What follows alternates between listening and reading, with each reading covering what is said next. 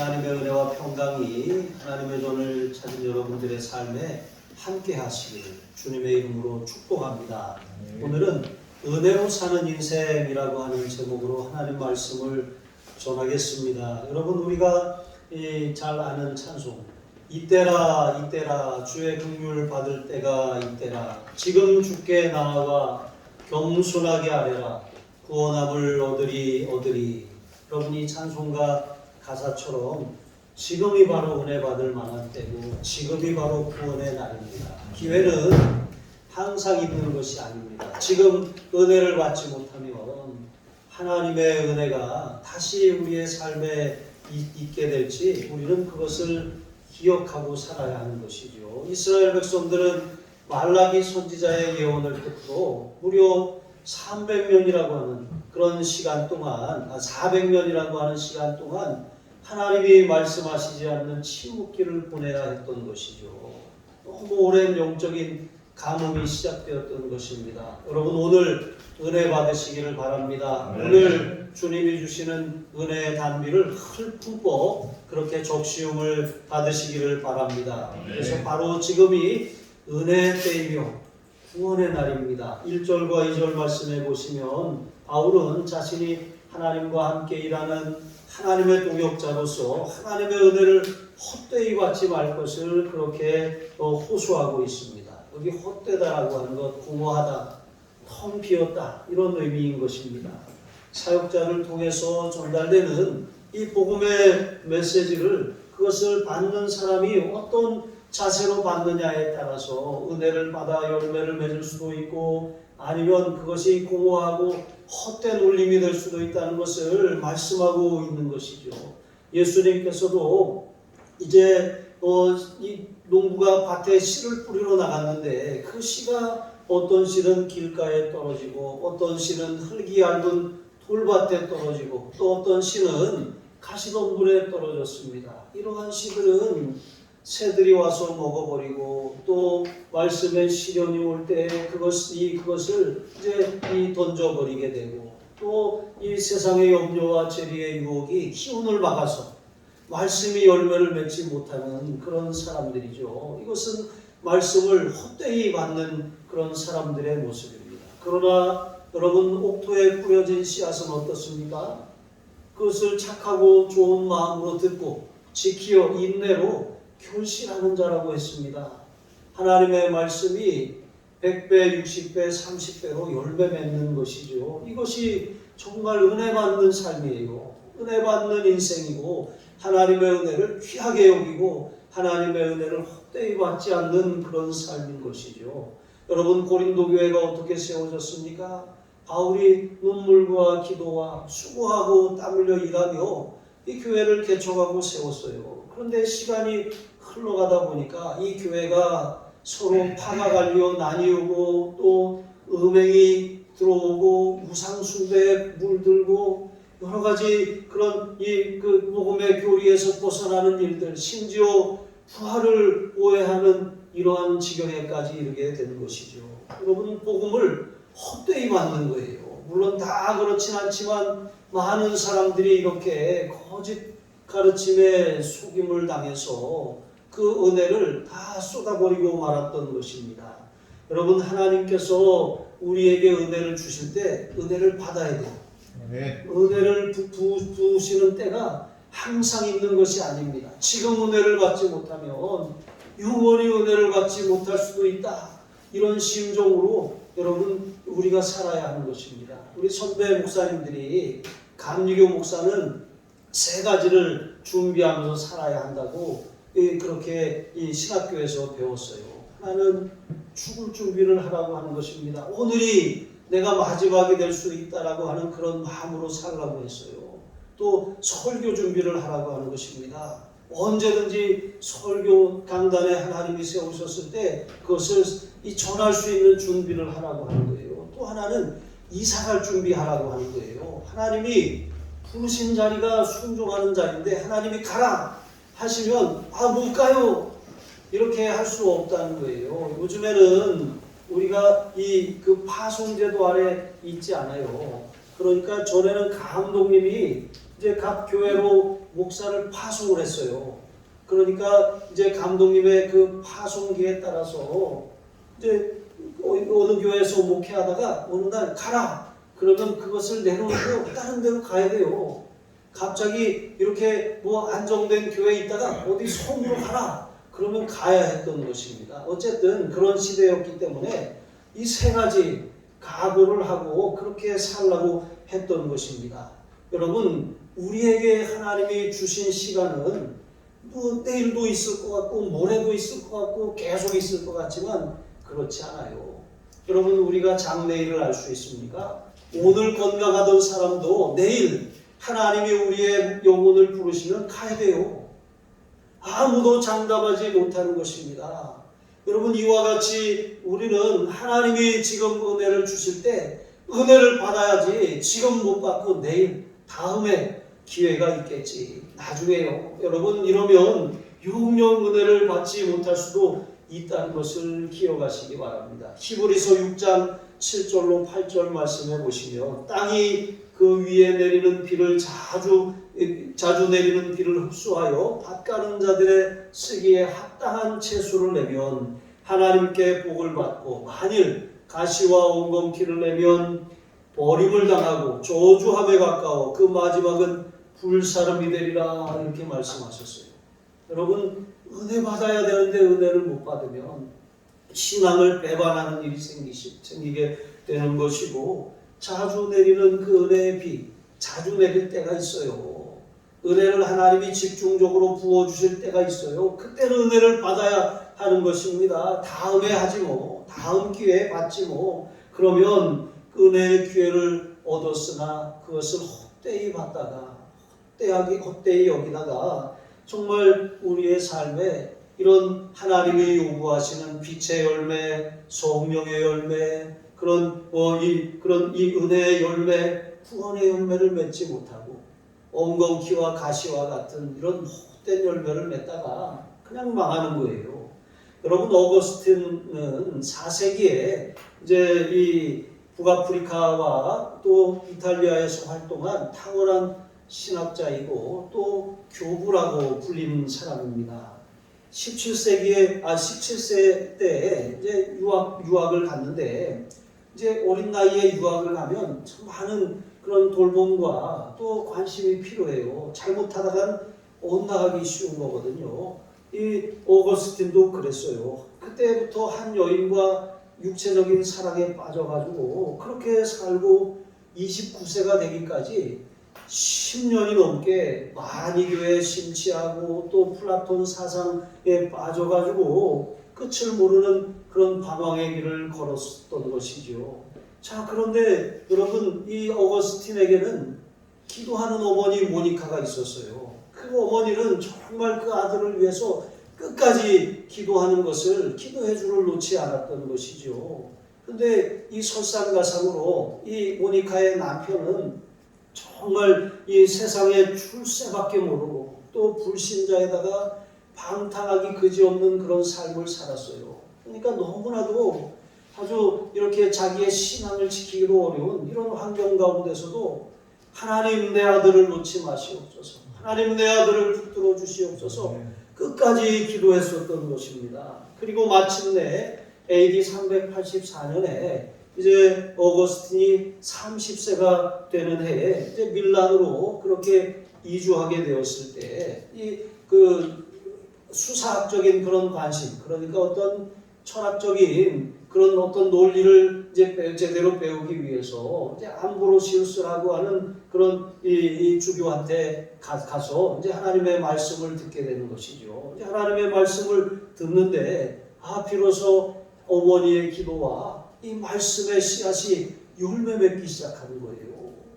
너무나 오랜 시간 동안 이 씨가 죽은 게 아닌가, 이렇게 포기한 그때 하나님이 일하신 것이죠. 그래서 하나님께서는 그가 세상적인 동기로 그렇게 암브로시우스를 찾아갔지만 하나님께서는 이제 거룩한 방향으로 그를 이끄셔서 이제 기도와 말씀이 열매를 맺게 하신 거예요. 그래서 얼마 후에 이 오거스틴이 자신의 그런 추하고 더러운 삶을 이렇게 돌아보게 되는 어느 때에 이웃집에서 아이가 부르는 노랫소리가 들려요. 근데 그 노래 가사를 가만히 들어보니까 들고 읽어라, 들고 읽어라. 이런 내용이에요. 그러니까 이게 갑자기 하나님의 음성으로 들리는 거예요. 그래가지고 자기가 이제 성경을 펼쳐서 가장 먼저 눈에 들어오는 첫 구절을 읽었어요. 그런데 그 구절이 무엇이었냐면 로마서 13장 13절과 14절입니다. 낮에와 같이 단정히 행하고 방탕하거나 술 취하지 말고 음란하거나 호색하지 말며 다투거나 시기하지 말고 오직 주 예수 그리스도로 옷 입고 정욕을 위하여 육신의 일을 도모하지 말라. 갑자기 이 말씀이 비처럼 다가온 거예요. 그러니까 그 순간 자기를 두르고 있던 모든 어두움이 일순간에 물러가는 그런 경험을 하게 된 것입니다. 여러분, 오거스틴의 눈길이 닿은 이 말씀, 바로 앞에 이런 구절이 있습니다. 자다가 깰 때가 되었으니 밤이 깊고 낮이 가까웠으니. 여러분, 때가 있는 거예요. 단테의 신곡의 지옥편에 보면은 이런 이 내용이 있어요. 지옥문 입구에 현판이 하나 걸려 있는데 그 현판에 이렇게 쓰여 있다는 거예요. 지금부터는 어떠한 희망도 버려라. 여러분, 이게 무슨 말입니까? 이 땅에 사는 날 동안 주님이 이 땅에 오셔서 십자가를 지시고 부활하시고 승천하셔서 다시 오시기까지, 재림하시기 전까지가 은혜의 때고 구원의 기회라고 하는 거예요. 그런데 이 기회를 놓치고 죽으면 어떻게 된다는 것입니까? 다시 기회가 없다는 거예요. 다시 어떤 희망을 가질 수도 없는 그런 영원한 지옥 형벌을 받을 수밖에 없다는 것입니다. 우리는 주님의 강림이 가까운 마지막 때를 살고 있어요. 여러분, 주님이 재림하시면 구원의 문이 닫히고 은혜의 때가 끝나는 것입니다. 심판이 시작되면 더 이상 회개할게요 할 수가 없는 거예요. 기회가 없는 거예요. 여러분, 그러므로 우리는 안타까운 마음으로 정말 이 세상에 방황하는 영혼들을 주님께로 인도해야 되지 않겠습니까? 보라, 지금은 은혜 받을 만한 때요. 보라, 지금은 구원의 날이로다 라고 외쳤던 바울의 외침이 저와 여러분의 외침, 우리 하늘사랑교회의 그런 담대한 외침이 되기를 주님의 이름으로 축복합니다. 두 번째로, 여러분, 모든 것을 이기는 은혜의 풍성함이 주님께 있음을 기억하시기 바랍니다. 3절로 5절 말씀해 보시면 바울은 이제 사람들을 주님께로 인도하기 위해서 자신이 걸림이 되지 않으려고, 걸림돌이 되지 않으려고 아주 극히 조심했노라고 말합니다. 여러분, 복음을 전하는 일에 자신이 걸림돌이 되지 않으려고 안간힘을 썼다는 거예요. 여기 무엇에든지 아무에게도, 그러니까 자신으로 말미암아 자신의 연약함 때문에 누군가 실족하거나 시험에 들거나 낙심하게 된다면 이것은 자신이 복음으로 하나님과 그 다른 사람들을 화목하게 하는 직책을 받은 자로서 그 직책을 제대로 수행하지 않는 것이잖아요. 여러분, 우리도 마찬가지입니다. 하나님과 화목한 사람들이에요. 뿐만 아니라 다른 사람들을 하나님과 화해시키는 직책을 받은 사람들이거든요. 그런데 너 때문에 교회 가기 싫어, 너 때문에 예수 믿기 싫어, 너 때문에 하나님도 싫어. 여러분, 이런 소리를 우리 때문에 들어서야 되겠습니까? 오히려 누구 엄마 때문에 내가 교회를 다니게 된다면 그 교회 꼭 나가고 싶어요. 여러분, 이런 소리를 들어야 되지 않겠습니까? 그러려면 우리의 언어가 바뀌어야 돼요. 우리 태도가 바뀌어야 돼요. 우리가 그냥 보는 대로 다 말하고 성질 나는 대로 다 쏟아놓고 하고 싶은 말 다 하고 나는 틀린 말은 안 해 하면서 그렇게 하고 산다면 여러분, 누가 우리를 통해서 하나님께로 나올 수 있고 누가 하나님과 화해를 할 수가 있겠습니까? 우리가 다른 사람에게 한 가지라도 걸림이 되는 그런 우리의 연약함이나 습관이나 그런 언행이 있다면 여러분, 고쳐야 되지 않겠습니까? 바울은 이런 심정으로 살면서 온갖 고난과 온갖 그런 수고와 온갖 고통을 감수했던 것입니다. 바울이 비난을 받은 것은 그의 어떤 인격적인 결함이나 어떤 사역적인 실수에서 온 것이 아니에요. 그것은 이 바울을 중상모략하는 그 대적들의 그런 회방 가운데 나온 말들이거든요. 그러니까 우리가 잘못해서 문제를 일으키는 것은 우리 책임이에요. 그러나 우리가 이 영적인 싸움에서 정말 복음을 바로 전하기 위해서 부딪히는 그런 충돌과 어려움이 있다면 이것은 오히려 하나님 앞에 감사할 일이라고 하는 것이죠. 그래서 바울은 많은 고난을 기꺼이 감수했는데 여기 보면 환난, 이 환난은 육체적인 또 정신적인 영적인 압박을 당하는 거예요. 예수님께서는 너희가 세상에서 환난을 당하나 담대하라 내가 세상을 이겨노라 하시니라 말씀하셨어요. 여러분 주님도 환난을 당하셨고 환난을 이기셨습니다. 그 주님이 우리와 함께 하시죠. 궁핍, 이것은 끊임없이 다가오는 고통입니다. 한 번, 두 번 밀려오는 것이 아니라 계속해서 밀려오는 파도처럼 어려움이 끝이 없는 것이죠. 고난, 이것은 옴짝 발사갈 수 없는 그런 좁은 땅을 가리키는 거예요. 자기 힘으로는 도저히 빠져나올 수 없는 미국에 빠진 상태를 말하는 것이죠. 매맞음, 여러분 바울과 실라는 빌립보 감옥에 갇히기 전에 매맞았어요. 두드러 맞고서 아주 이 고통을 당했습니다. 뿐만 아니라 유대인들에게 잡혀서 40에 하나 감한매를, 그러니까 39대씩 5번이나 맞았다 그랬어요. 그리고 3번이나 태장을 맞았다라고 하는 것이죠. 이게 다 복음 때문에 기꺼이 감수한 고난입니다. 갇힘, 빌립보 감옥에 갇혔습니다. 이 외에도 수차례 투옥을 당해야 했던 것이죠. 난동, 바울의 복음 전파로 여러 군데서 폭동이 일어났어요. 피시디아 안디옥에서, 이고니온에서, 루스드라에서, 빌립보에서, 데살로니가에서, 고린도에서, 에베소에서, 예루살렘과 그 인근에서 바울이 가는 곳마다 그 복음의 반대로 인한 폭동이 일어났던 것이죠. 수고로움, 이것은 단순히 노동을 하는 그런 수고로움이 아니라 아주 힘을 극도로 그렇게 소모한 데서 오는 그런 피곤함을 말하는 것이죠. 자지 못함, 먹지 못함, 이것은 경건 생활을 위해서 어떤 고행을 하고 금식한 그런 이야기를 하는 것이 아닌 것입니다. 극도로 인내하며 복음을 위해 헌신했다라고 하는 것입니다. 또 6절로 8절 상반절을 보시면 모든 고난 중에도 바울은 미덕을 잃지 않았어요. 그러니까 단지 고난을 참아내는 것이 아니라 오히려 반대 정신이죠.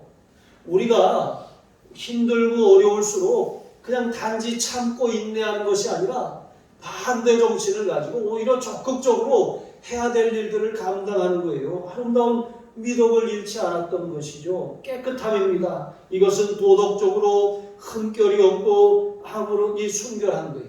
아무런 사심이 없이 그 직무를 수행했다는 거예요. 어려우니까 에라 모르겠다, 이게 아니라 어려울수록 더 깨끗하게 살았다는 거예요. 지식입니다. 이것은 하나님의 구속적인 십자가 사랑에 대한 정확한 이해에서 흔들리지 않았다는 거예요. 오래 참음입니다. 이것은 여러분 성령의 열매 중에 하나죠. 죄인들에 대해서 오래 참으시는 아버지 하나님의 마음입니다. 그러니까 자신을 해하려고 하는 사람들에 대해서 보복감을 갖지 않고 오히려 그들의 해함과 악행을 관용함으로 견뎌낸 거예요. 자비함입니다. 이것도 성령의 열매 중에 하나죠. 하나님이 보여주신 그 사랑, 아들을 내어주신 사랑, 십자가에서 자기를 희생하신 그 예수님의 사랑, 그 사랑을 실천하는 마음으로 다른 사람들에게 긍휼로 다가간 거예요. 성령의 감화, 성령의 능력과 은사입니다. 여러분, 엄청난 고난 가운데서도 그가 사명을 감당할 수 있었던 거, 이거 자기 자신의 능력이 있으면 벌써 나가 떨어졌어요. 하지만 그 능력의 원천이 바로 성령 하나님이셨다고 고백하는 거예요. 거짓 없는 사람, 거짓 사도들처럼 위선과 자기 몫을 챙기려고 그렇게 사역하는 것이 아니라 진실한 사랑으로 행했다는 거예요. 진리의 말씀, 그가 복음 진리에서 벗어나지 않고 또 뿐만 아니라 이 지금 편지를 쓰고 있는 이 기초도 그가 진실함을 따라 쓰고 있다라고 말하는 거예요. 하나님의 능력입니다. 복음을 전함에 있어서 어떤 인간적인 지식이나 언변을 의지하지 않고 오히려 하나님께로부터 오는 능력을 의지했다는 거예요. 뭐 자기가 말주변이 있어서 그런 것이 아니라 바울은 자신이 말주변보다는 글로 쓰는 걸 더 잘하는 사람 같아요. 또 의의 무기를 좌우에 가졌다고 했습니다. 이게 무슨 말씀입니까? 영적 싸움에서 의지할 무기가 다른 것이 아니라 바로 그리스도의 의였다라고 하는 거예요. 우리가 세상에 이 역사하는 마귀가 이 거짓의 압이라고 하잖아요. 거짓말로 우리를 공격하는 것이죠. 진리를 왜곡하고 속이는 것입니다. 그래서 우리가 이 거짓의 압이 마귀를 상대하려면 우리의 어떤 자신의 의로움이나 우리의 선행이나 도덕으로 싸울 수가 없어요. 오직 하나님의 의이신 예수 그리스도만을 붙들어야 되거든요. 예수 그리스도의 보혈만이 나의 의로움이시다 라고 우리가 고백하는 것이 바로 칭의라고 하는 거예요. 주님의 보혈로 내가 의롭게 되어서 당당하게 서는 것이지 우리가 잘나거나 우리의 어떤 그런 도덕적인 선행이 있어서가 아닌 것입니다. 그리고 또한 영광과 욕됨으로, 여러분 하나님의 일을 하다 보면 영광도 있어요. 그러니까 좋은 이렇게 의견이나 존중을 받기도 합니다. 그러나 욕됨도 있어요. 이 비난과 비방의 수렁에 빠질 때도 있다는 것이죠. 악한 이름과 아름다운 이름으로 나쁜 평판을 받을 수도 있고 좋은 평판을 받을 수도 있어요. 물론 자기가 잘못해서 나쁜 평판을 받는 것이 아닙니다. 이렇게 정말 이러한 바울의 삶은 오히려 반대 정신으로 그 모든 고난을 단지 참아낼 뿐만이 아니라 이겨냈다는 것이죠. 베드로전서 2장 23절에 보시면 욕을 받으시되 욕하지 아니하시고 고난을 받으시되 위협하지 아니하시고 오직 공의로 심판하시는 자에게 부탁하신 예수님만 바라보고 살았다는 거예요. 여러분 나를 바라보면 실망합니다. 그러나 주님을 바라보면 용기를 얻고 힘을 얻고 승리할 수 있게 되는 줄로 믿습니다. 내면이 예수로 충만하면 이겨요.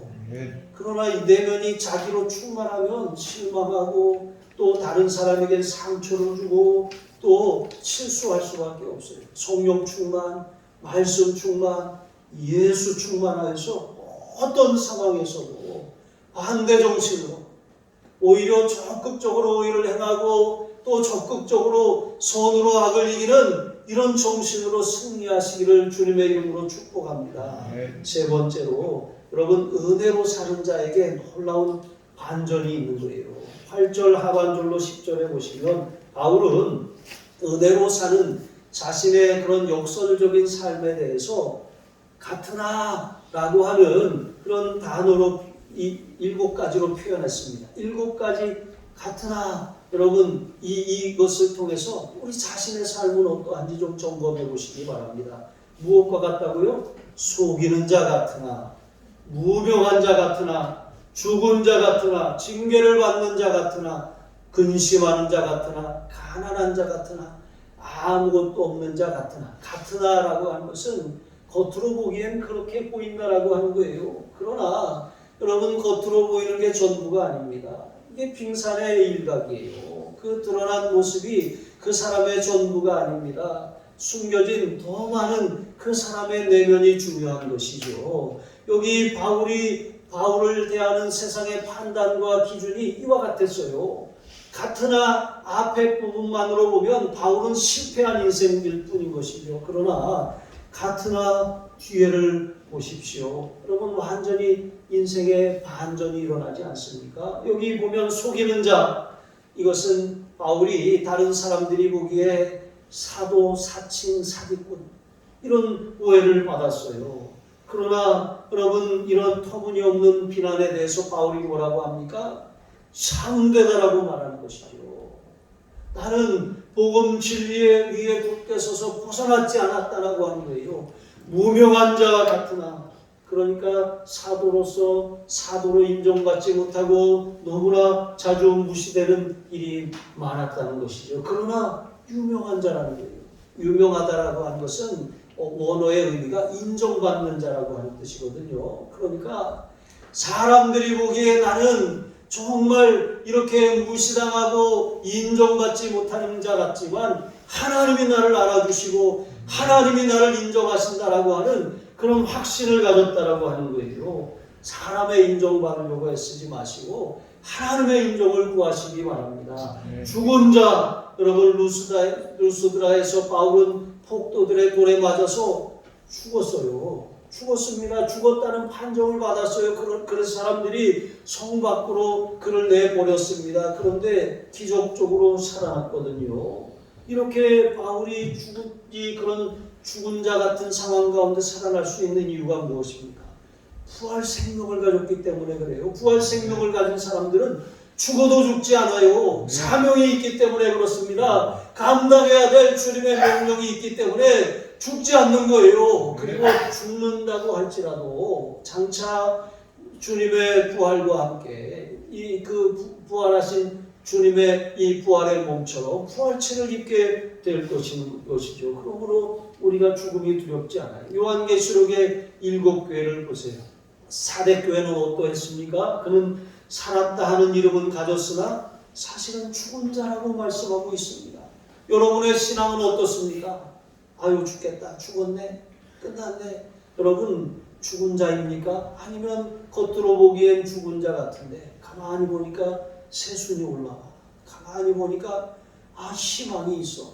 여러분 살았다 하는 이름만 갖지 마시고 실제로 살아있는 부활 생명으로 살아야 되지 않겠습니까? 징계를 받는 자, 수많은 고난 가운데 이 바울의 대적들은 바울을 아주 하나님의 진노를 쏟아부으신다고 그렇게 조롱했어요. 그러나 바울은 그 징계조차도 하나님 아버지의 그런 사랑이다, 훈육이다, 오히려 나를 성숙한 신앙으로 이끈다, 이렇게 고백하는 거예요. 근심하는 자, 거짓 사도들로 말미암아 끊임없이 중상모략을 받았어요.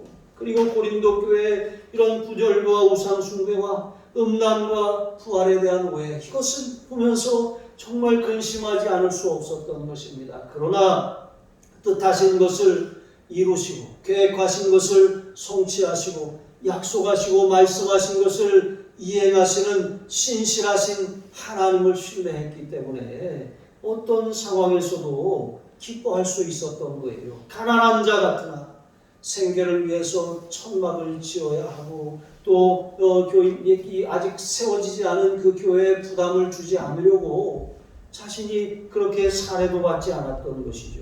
그러니까 비록 주머니에 돈이 없어도 하나님의 풍성한 은혜를 나눠주는 삶, 모든 사람을 진정으로 부욕해 하는 삶을 살았다는 거예요.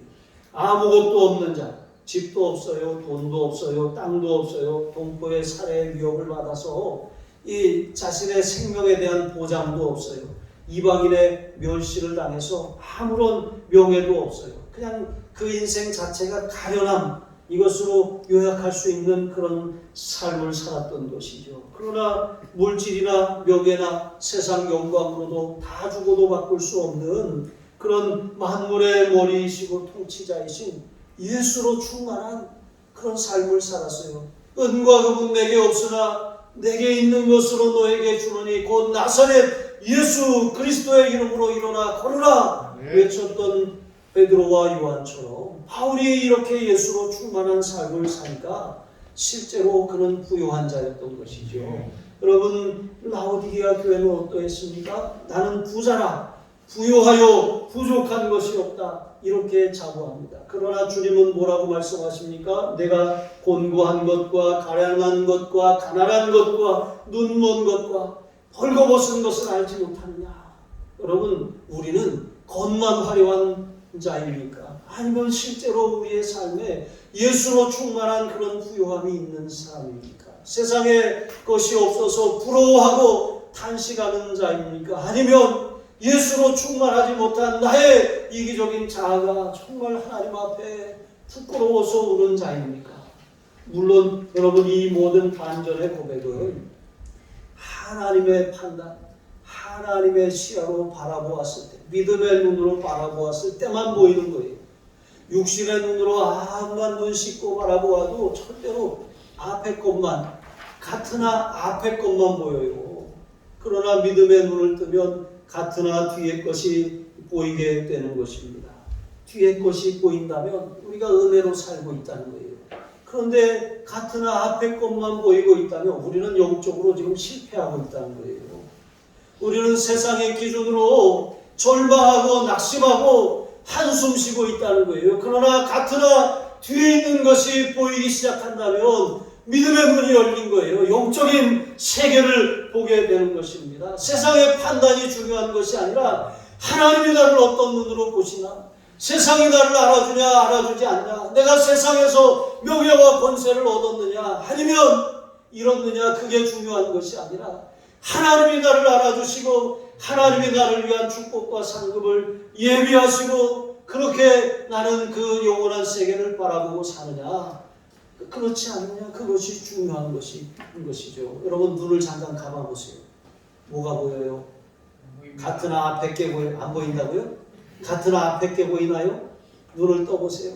여러분 눈을 감아도 떠도 같으나 앞에 절망적인 우리의 세상의 그런 눈으로 보는 그런 가치가 아니라 눈을 감고 믿음의 눈을 열어서 같으나 뒤에 있는 하나님의 영광스러운 세계를 바라보는 저와 여러분이 되시길 주님의 이름으로 축복합니다.